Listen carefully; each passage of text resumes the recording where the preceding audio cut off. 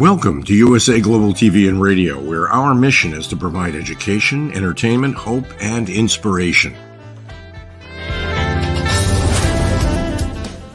USA Global TV and Radio connects you with experts and audiences all around the world every single day to help you succeed in business and to live a richer life.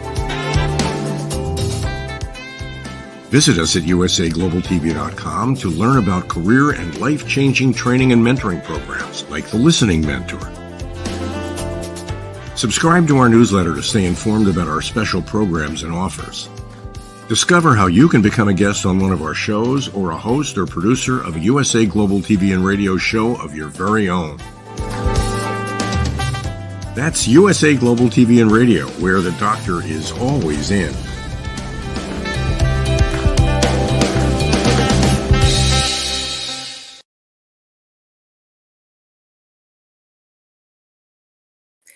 Hello and welcome to USA Global TV and Radio in partnership with E360 TV.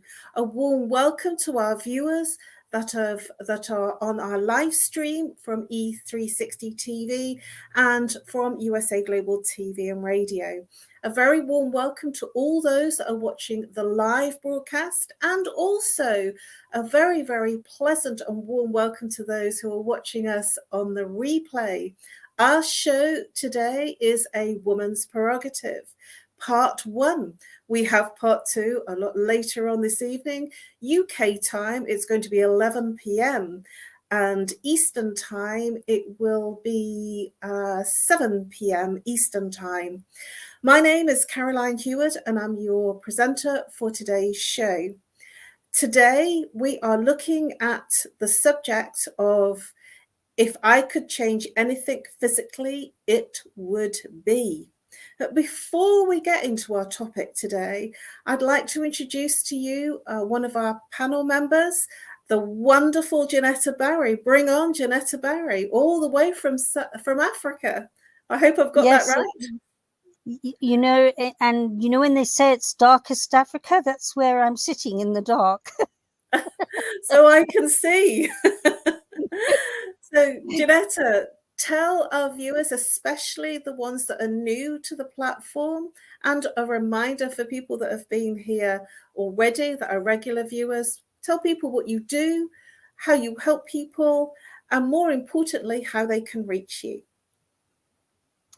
Well, I assist people to be able to take their overthinking and their feeling overly emotional and bring it into a natural place of balance, bring them both into balance. And so that instead of sort of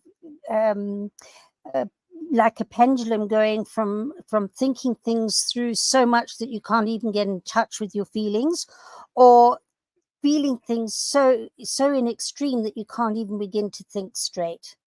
And I assist people to do that because it's something that I had to do after I lost my 16-year-old daughter Jenny to suicide. And I found that that's where I was going on a constant basis from one extreme to another, and many of us do that. So I assist with some very accurate skills and tools. I've helped people all over the world for a good 15 years now. And so if you'd like to know more about how to accurately balance those conflicting thoughts and feelings inside you so that they no longer control you and you learn to accurately manage them, then you can get hold of me on theepiphanyprocess.com. So that's THEEPIPHANY process.com. And you can get hold of me on WhatsApp at +44 777 423 0464. And thank you, Caroline. Thank you, Jenetta. Wonderful. I love what you do, and I also endorse what you do. What you do is extraordinary. And the fact that it's come out of trauma, personal trauma, is absolutely beautiful.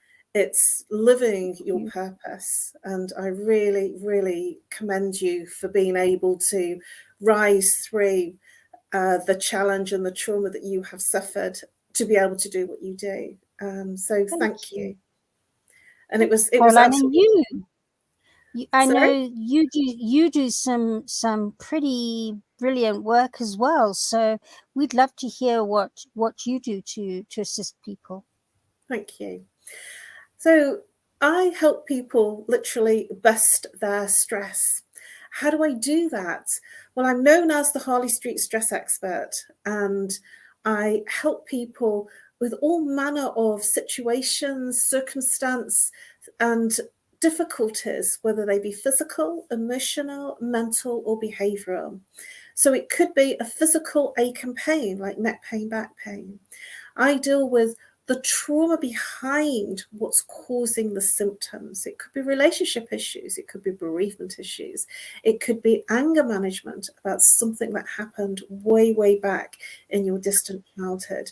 So, and I look at those as repeating patterns. So whatever comes up for you, that's a regular occurring pattern, a regular feeling, a regular experience that you experience. I help you break through what's causing that problem using root cause therapy, using chakra psychology.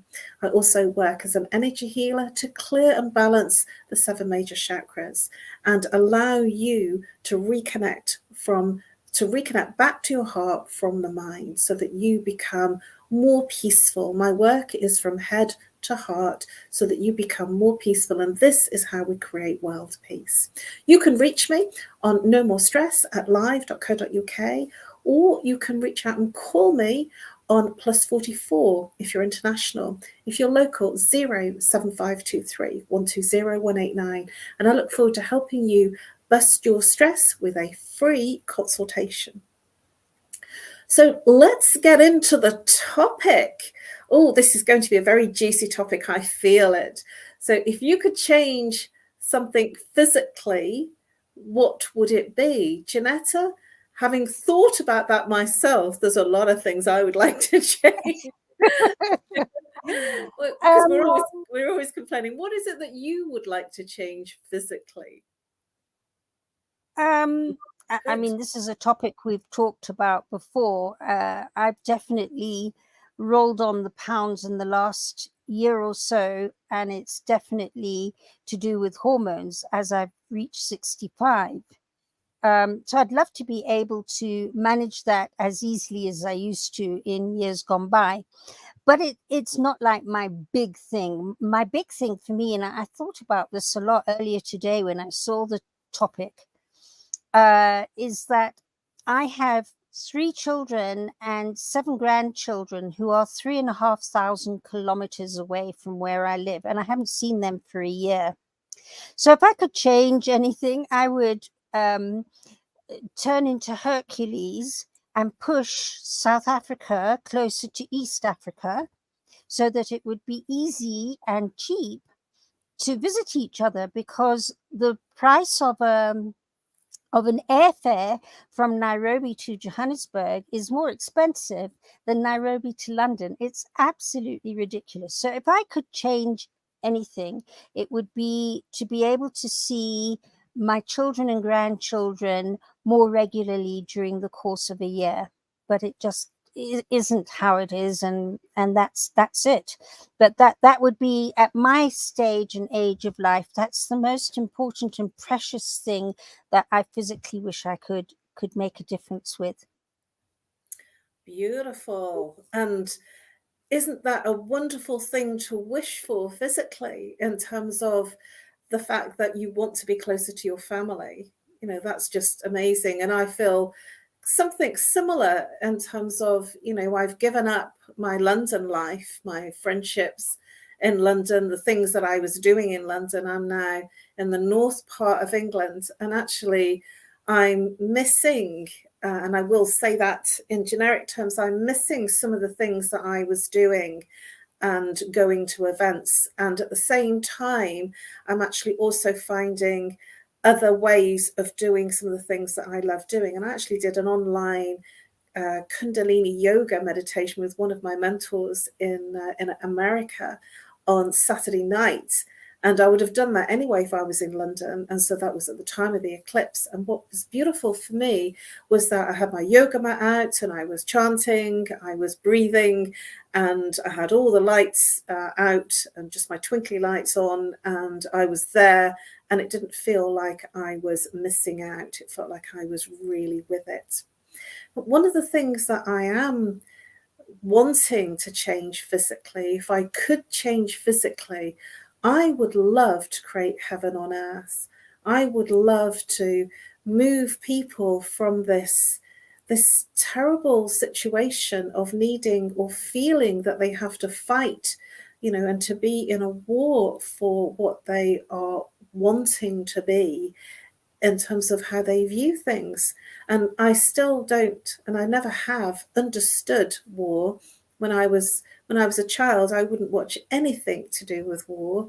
And then when I went to university in 1992, then I was given a bit of an ultimatum of, I had to discuss and understand why America helped rebuild the economy in Vietnam. And it was because they had an understanding, because they'd been fighting the Vietnamese for years. And it gave me a positive reason to understand and have insights to why people go to war, and to understand and learn about the different wars. Because from that relationship, there was extraordinary relationships and friendships developed, and a growth of an economy of them fighting to begin with, and yet moving into harmony and collaboration out of it. And I found that that was incredible as a story.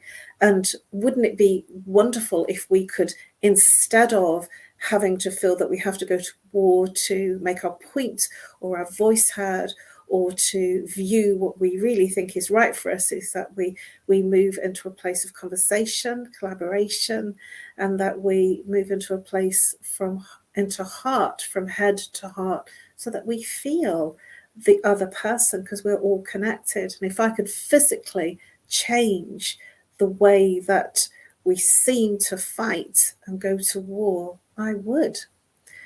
What are your thoughts? My thoughts on this are always very controversial, because the very process that I work, I call it the yin and yang of science. And if you study that yin and yang throughout the world, when anything is in extreme, its other extreme kicks in on the journey to balance out.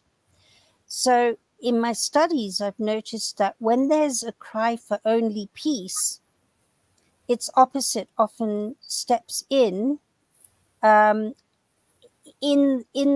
again, that pendulum of going backwards and forwards until the two start balancing each other out, and there's a manageability, because you can't have war without peace. You can't have stress without release, tension without release. The two happen in cycles. There's always both sides happening. So it's not about getting rid of the war. It's about bringing it into a place of manageability, so that there is tension, but there is also release and inspiration, and that they happen in short, sharp bursts than rather lots and lots and lots of peace and lots and lots and lots of war. And I've seen when people start new conversations using both sides skillfully, then the need to fight in extreme, or the need to be extremely peaceful, steps away, because there's loss in being always peaceful. It takes the tension. Let's take, for example, a baby being born. I mean, it's a very joyous occasion, very, very heart-opening occasion. But I think if you were to ask the mother and baby, they might not agree with you until it's all over, because there's a lot of stress, a lot of tension, a lot of anxiety, a lot of unpeaceful happenings going on in that process that will eventually bring joy. And it's understanding the value of why that's happening and what it does. In fact, I've been doing quite a lot of research also on children that are born that haven't come down a birth canal and learnt patience and learnt that the stress they're under does dissipate and they do come out. It's a really interesting topic. So it's not about getting rid of the strife or the differences or whatever it is. It's learning how to manage them with an open heart. And so initially people go, I don't understand what you mean. But basically, I'm hearing that that's pretty well what you're saying, Caroline, is that it's being able to bring in a manageability, because there'll always be strife and there'll always be calm. It's part of life. I totally agree with you, and I really, really appreciate your open and candidness about what I want and actually what's true. You know, I was described as, at 12 years old, when my friends described me as a pacifist, and at that time I didn't understand what it meant, and I had to look it up in the Oxford Dictionary to find out what being a pacifist was. So even at 12 years old, I must have had these big thoughts as to what I wanted for the world. And my beautiful Tibetan monk, who was my very good friend and mentor, who graced the world up until May 2020, and now he's passed over, he would say to me, and it made me realize something that I didn't fully appreciate. I always thought that the monks had got it all. I thought that the monks are really, you know, they've got inner peace, external peace, everything is good for them. But what I learned from that very beautiful friendship is that they are in more challenge than what we are as normal people, you know, in inverted commas, because they are working through everything. And my beautiful monk, he used to retreat to a cave. They used to call him Cave Monk. And if there were some challenges that he was personally dealing with, or if he was dealing with some challenges that were more global, he would retreat into a cave for anything up to 1 month, 2 months, 6 months. And he retreated for as longest for 2 years, sitting cross-legged in the lotus position and in retreat meditation all of the time. And he would tell me, and I watched him go through his challenges because we were very close. And he said that it is right for us to be in challenge, because through the challenge we grow and we move and we excel through that challenge, through the learning and the wisdom. So I really do appreciate you sharing that perspective, because it's absolutely true. And I've witnessed that with my very dear friend. And at the same time, I'm idealistic. I do want our heaven on earth. And I'm sorry, but, you know, I am that idealistic person. At the same time, the other thing that I realized through my beautiful friendship with my monk is that in the challenge is internal. And when we overcome that physical internal challenge, we can create a more peaceful environment for ourselves in our external world. And that's how we create world peace. So he was actually saying to me, whenever I was in challenge, I would do a dance meditation, or I would chant, or I'd go and do something really crazy. And he would say to me that these are the rituals, the practices. There isn't just one. You know, so if I'm ever in challenge, and I do that quite frequently, you know, I'll just say, right then, I need to shift my energy. You know, I'm going to go and dance to some 80s music, or I will chant, you know, and after 40 minutes, I feel different. And that has balanced and created a different perspective internally, because we are all energy. And physically, I change. And that is a practice, you know, many different types of practice like that I do to change physically how I am feeling emotionally, physically, and mentally. And that really, really works for me. So I have some strategies, some really cool strategies that make the change in me physically. And I really practice them. Sometimes I forget. I'm too busy in the head with my lists and sorting stuff out that I forget. So how about you? What sort of things when you're in challenge, Jenetta, do you do? Yeah, and in fact, before I go into that, I wanted to endorse what you were saying, in that if you hadn't had the challenge, it wouldn't have pushed you into that place of dance. So if you're in a place of complacency and you're not feeling challenged, it's not so urgent to get into that zone. So that experience would have been missing, that the challenge created. And that was one of my biggest aha moments after I lost my daughter, was understanding that as much as the challenge is really horrible, and secretly we'd all rather sidestep it and not have to deal with it at all. But when we do, and it pushes us into zones that we wouldn't normally push ourselves into, like dancing and so on, then you go, okay, I see the value of that challenge, because without it, I'd be too complacent. So what I find I do a lot of walking. Since I've moved out here into the bush of Kenya, I can't do this so much, but I was dancing 3 times a week, once ballet class and the other 2 contemporary dance classes. So I just find that I do a lot of different types of meditation styles. So by way of example, if I'm feeling completely overloaded and I'm taking the dogs out, apart from looking for wild animals, aren't I lucky? Like this morning, there were 4 warthog babies that I came across with their mummies. As I'm walking, I use the act of walking as a form of meditation. So it's like breathe in for the right leg going forward, and then breathe out for the left. Breathe in and become aware of my walking pace and the rhythm that it's creating, and the peacefulness as I'm surrounded by all this beautiful, beautiful countryside. So it's things like that. Or I'll sit down and I'll do morning pages, which is amazing. Some of you might know Julia Cameron's morning pages.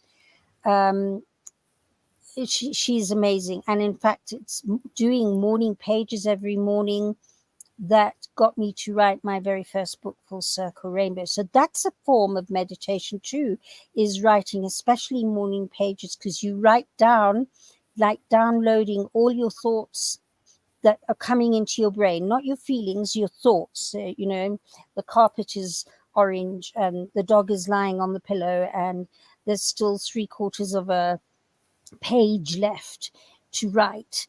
And so you just write everything that comes to mind. And it's amazing how therapeutic and meditative that is.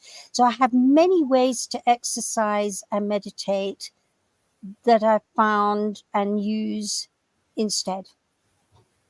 Wow. It's made me, yeah. I love that. I would call that journaling. I'm glad that you described what the No, it's not was. journaling. It's not journaling, because journaling is a little bit different. Journaling, you tend to write down your feelings, and you might go philosophical, and you might go this, and you might go that.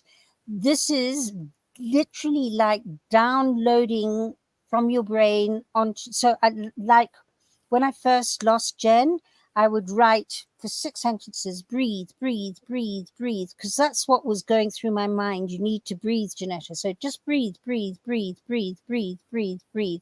And then I would see, oh, the picture is skew on the wall. And then I would say, oh, I must change position. I'm getting pins and needles. So I would download what was coming right in my brain in that moment. So I wasn't journalizing and philosophizing and explaining what happened yesterday and today and tomorrow. It's literally emptying your brain by writing it down. Beautiful. I love it. Thank you. I've learned something new, and I'm sure our viewers have as well. What the difference is. That's amazing. Thank you. Yeah. Actually, I really, for you, and if it inspires you and our listeners, it's Julia Cameron's The Artist's Way, and she was married to Martin Scorsese, and she was a Hollywood script writer, and she'd had her third Hollywood film script binned due to politics, not because it was a lousy script. And she likened it to having given birth to 3 babies that died on her, because she had no children. And it was like the death of her children. And she took herself off into the Mexican desert and found that this was the way to get back into writing again, was with no judgment, not worrying about your grammar, your spelling. You just write and write and write and write everything that's coming into your brain. And she was able to start writing again. Many times I've looked at the screen and it's blank. And then suddenly, yes. Suddenly everything comes to me. I seem to do my best writings in the middle of the night. Wow.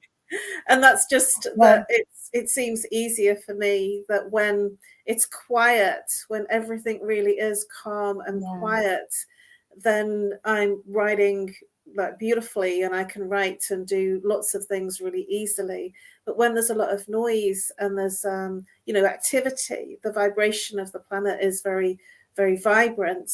I seem to sometimes have a stop, and it's like I can't seem to get going. I do tend to find that I do some of my best work in the middle of the twee hours in the morning. And so now that is interesting. Mine is 4, 5 o'clock. And for all the same reasons. By this time of night, because it's now my night time, I'm ready to fall into bed. I'm exhausted at this time of night. But at 4 or 5 in the morning after a night's sleep, I'm rejuvenated. And I think about it. Your monk and monasteries and nuns and many spiritual people get up at that time of day to meditate and pray most. And I really believe that it has something to do with what you were saying, which is there's a harmony at that time of day. A lot of people die at that time of day too. It's almost like a connection to the divine at that time. And I just love it too. It's quiet, no interruptions. It's just so precious. Wow. So we share something in common. They call me the night owl. I work well on USA Global TV and radio because I am waking up, in those 2 hours and do my best type of work. And it's just different. It's a different feeling and a different place of calm, not just in myself, but actually Absolutely. in the planet. So what else would you change? If you could change something else physically, what other things would you like to change? Well, again, it's an interesting thing. I mean, at the moment, monetarily, and these always happen in cycles, I'm at a place where I'm really, really challenged. But at the same time, I'm sitting going, there's a deeper, bigger picture than this, because in terms of where we're living, I could be a millionaire. And in actual fact, it costs us less to live here than in our home in UK. And so it's almost like what I wanted to change has changed. And being able to understand and appreciate that everything that I've had in my vision list for many years has manifested over the last 5. And it hasn't taken buckets of money to do it. And I'm happy with what I have. I've mostly got my health.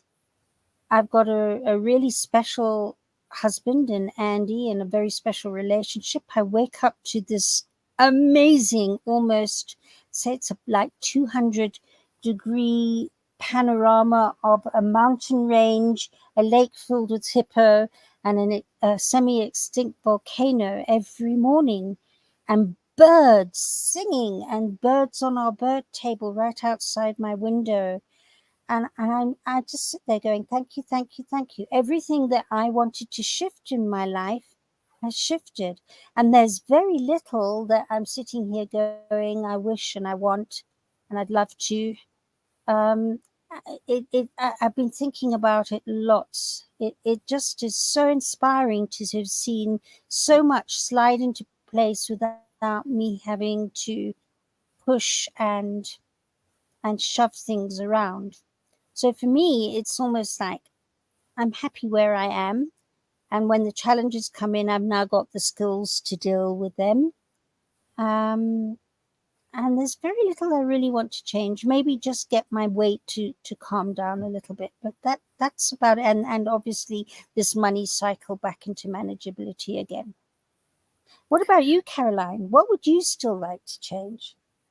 Well, like you, I've had a massive change in terms of my home situation. I've moved out of the big city. I've moved out of the capital. And now I'm in a different city, which has a lot of green, which is wonderful to have garden. It's wonderful to have an outside, which I've been missing. I was in London living for 24 years without any actual outside. And so to have a garden, I feel truly blessed. You know, to be able to even simply hang out washing in the breeze is just, I know it sounds simple, but it's just it's so different and refreshing. It's very simple and yet wonderful. And I have, like you, a lot of calm and quiet. I did have that when I was in London as well, just because of where I was living. And at the same time, there is no shops too close by. You know, if I need to do any type of real shopping, then I would need to spend about 20 minutes on a bus into the city centre. So that to me gives me the environment of it being very, very peaceful, even to walk just up the road, whereas where I was in my previous home in London, I would walk 5 minutes and then I'd be in a mass of busyness and shops. And actually that tranquility of not having everything in that massive energy of shops, and then that means that it's actually very calm in terms of there isn't a street kids, there's no gangs around. So there isn't all of that stuff that seems to happen when there's a lot of activity and shops and clubs and bars where I used to live.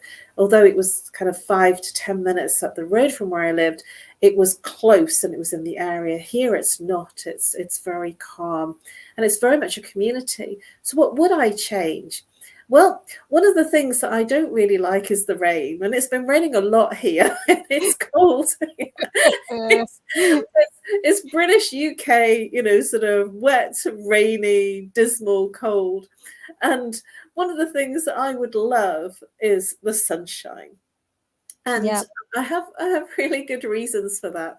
It's because when it's wet and cold and rainy and windy and dismal, it brings out, for British people, I would say, really suffer with this, it's called SAD syndrome, seasonal affective disorder.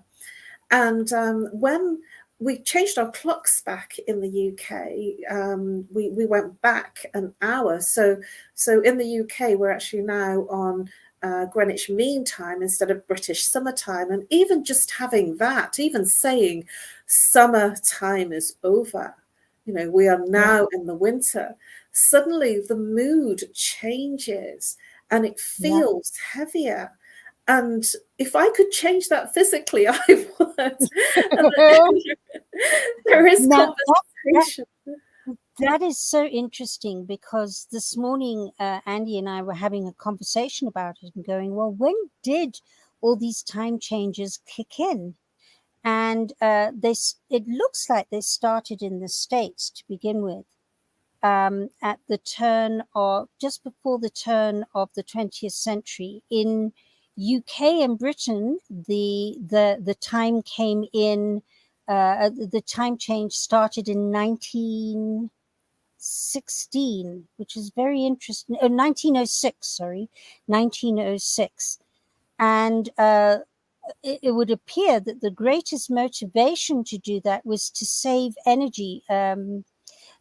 Before there was oil or gas or lamps, it was candles, and they worked out that a lot more candle burning was saved.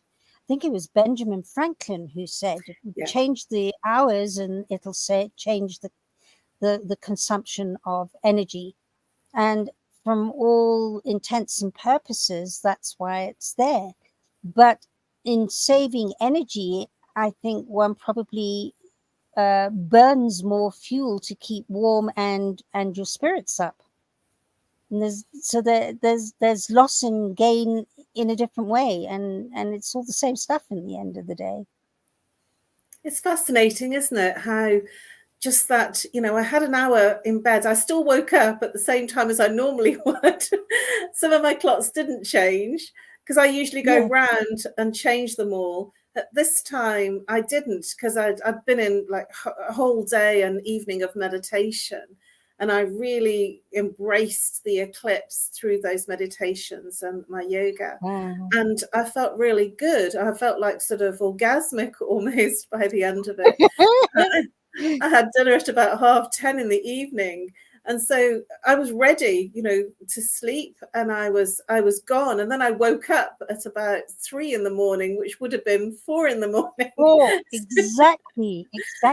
And what's interesting for me is having lived in the States, well, in New York, in fact, in Manhattan for some time, that time change didn't affect me as much as when I'm in Britain. I find it's far more somber and overpowering in UK. And I've always found that with the UK weather, the clock changes. I'm not a UK person. I never have been, and I probably never will be. And when I got stuck there in lockdown, as it was coming out, Andy said, "Come on, we've got to make a plan and get out." He for his health, and me because I just don't do Britain with its weather patterns. Whereas, I don't know, I found it very different in New York.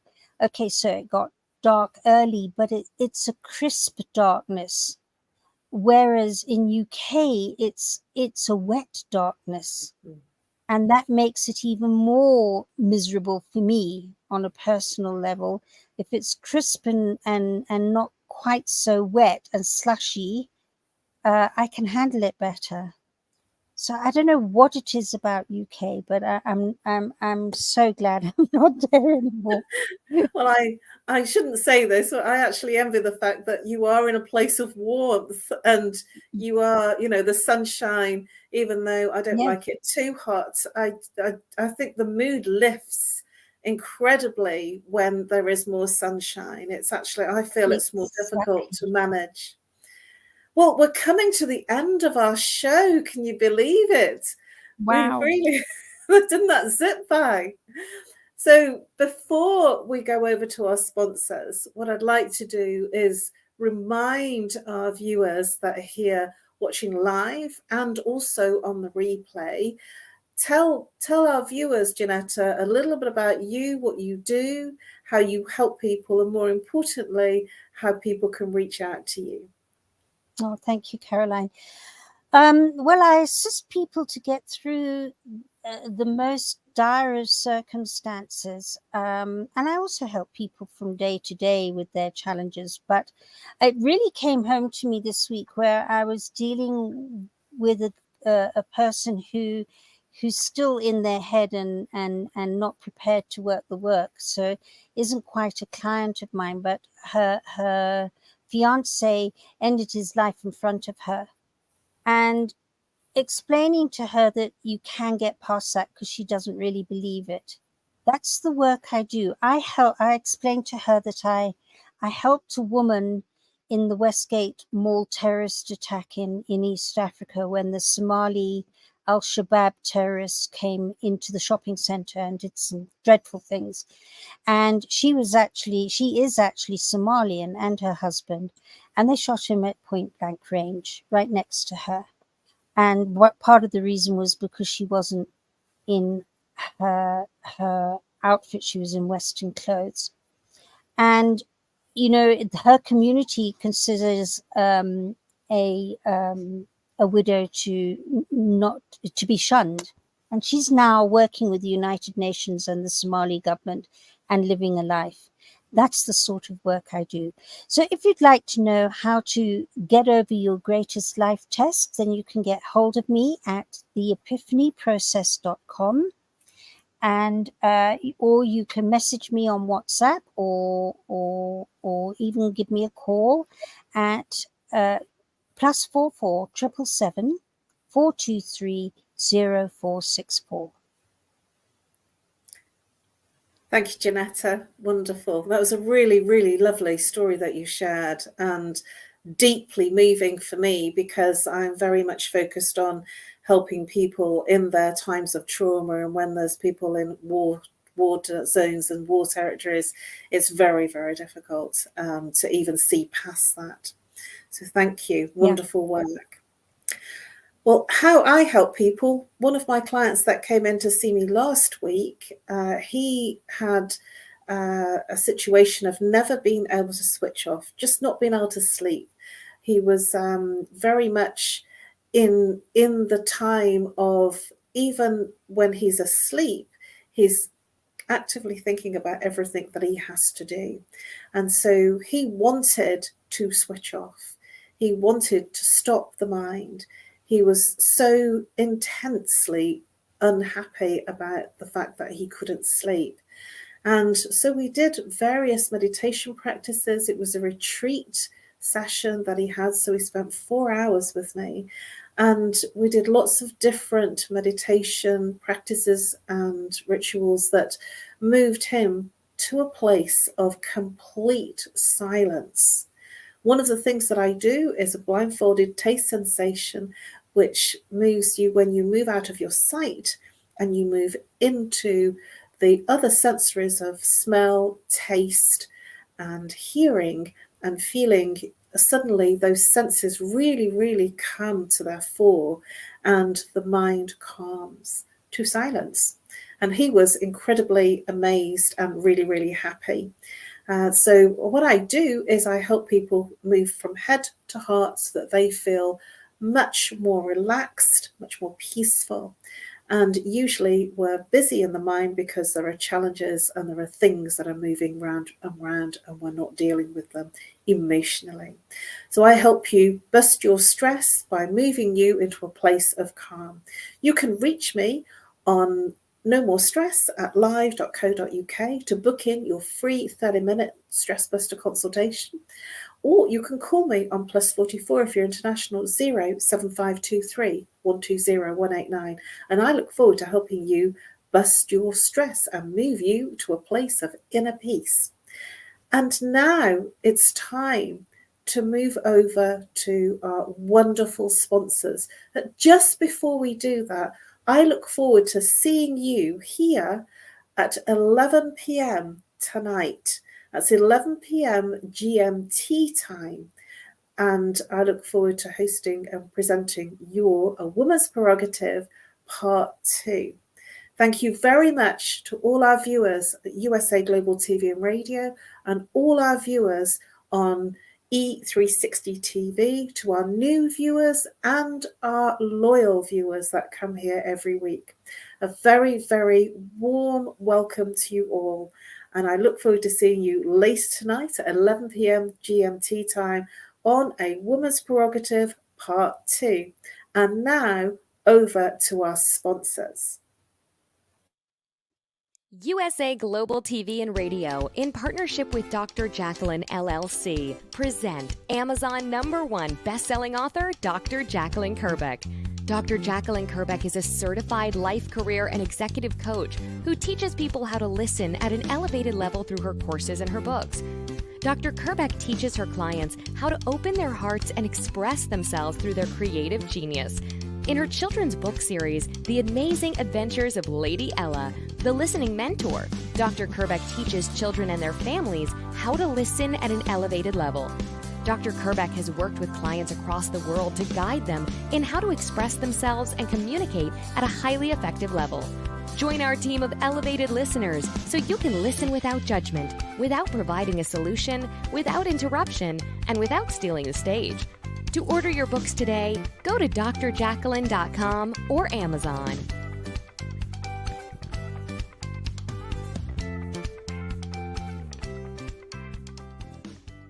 This program is brought to you in part by the British School of Excellence and founder, Mr. Philip Sykes. Building confidence, changing lives. Do you share our view that etiquette is a set of modern life skills that are essential for personal and professional success? Join us as an etiquette coach and change people's lives through the power of etiquette and manners. The last few days have been really amazing. I had a trainer course from the British School of Etiquette. And I must say it's been one of the best decisions I've ever made and one of the best investments I've made in my own training and development. Now, words alone will not describe the transformation and the positive path that I have traveled with the British School of Etiquette. I find I learned a lot from the lessons this time I came. The last few days with the British School of Etiquette have been fantastic. And what I've learned now is really beyond my expectations. This is the most rewarding experience and the best investment I have made this year. It was just great. I learned so much, and when I go back to Belgium I will incorporate a lot of it into my day-to-day life and business. It's been absolutely wonderful for the whole week that we were here. I feel transformed, and I feel like blowing a trumpet and tell people, come and do this school, this class is the best, this is the best school ever. You should take it. It will change your life immediately. I am now able to teach other people how to bring the best of them. Thank you. Thank you, BSc. Thank you. Thank you so much. Thank you. Thank you to our clients for their testimonials on the Train the Trainer program. Our exponential and global growth is so significant that we have evolved from the British School of Etiquette to the British School of Excellence, where we're investors in people. Let us invest in you and your career. Contact us to become an etiquette coach. Go to thebritishschoolofexcellence.com. Start your career and elevate your success today.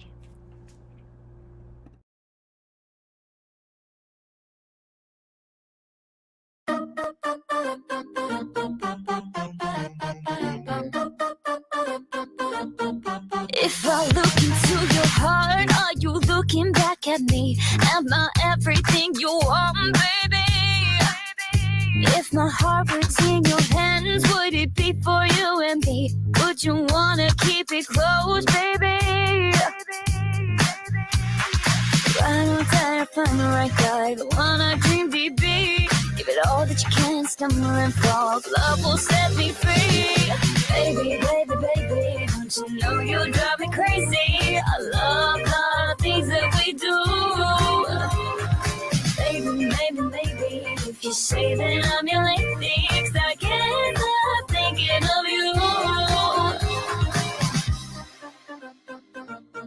If you told me to my face, you would lie right through your teeth. Would anybody know this is meant for me? I'm not the one to cry or throw my heart away. Can you show me all your loving? 'Cause I'm tired of these games. Run or die, I'll find the right guy, the one I dream to be. Give it all that you can, stumble and fall. Love will set me free. Baby, baby, baby, don't you know you drive me crazy? I love the things that we do. Baby, baby, baby, if if you say that I'm your lady, 'cause I can't help thinking of you. Don't play the game, make it up, fake it up. It's what we do. We play the game, shake it up, wake it up. I'm thinking of you. It's alright, it's alright, it's alright. Reach for the stars.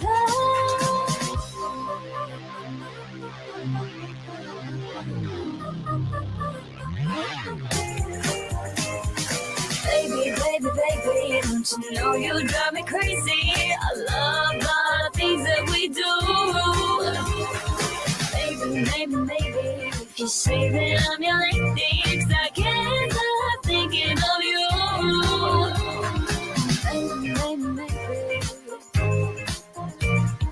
baby, baby, baby.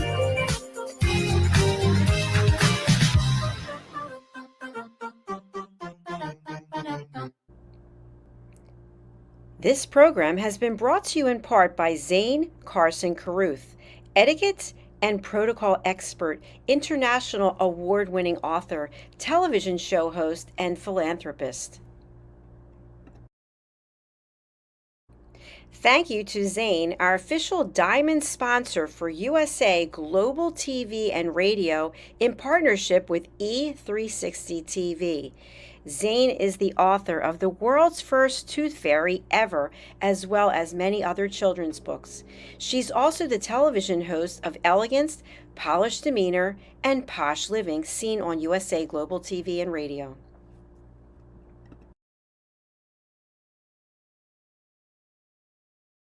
Hi, my name is Zane Carson Carruth, and I'm the author of this book, The World's First Tooth Fairy Ever.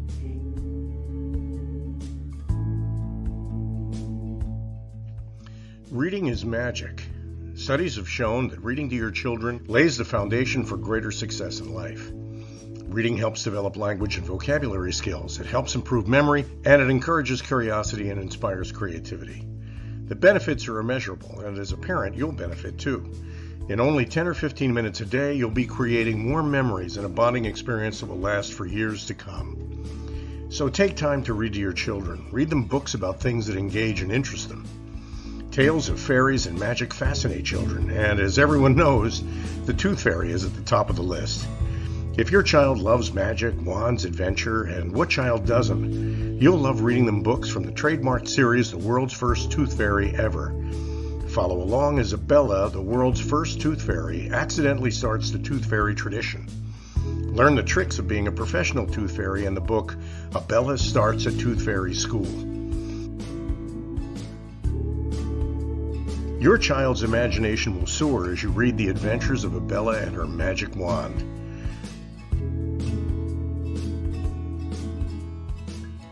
These wonderful books are available at worldsfirsttoothfairy.com and at Amazon, Barnes & Noble, and Walmart.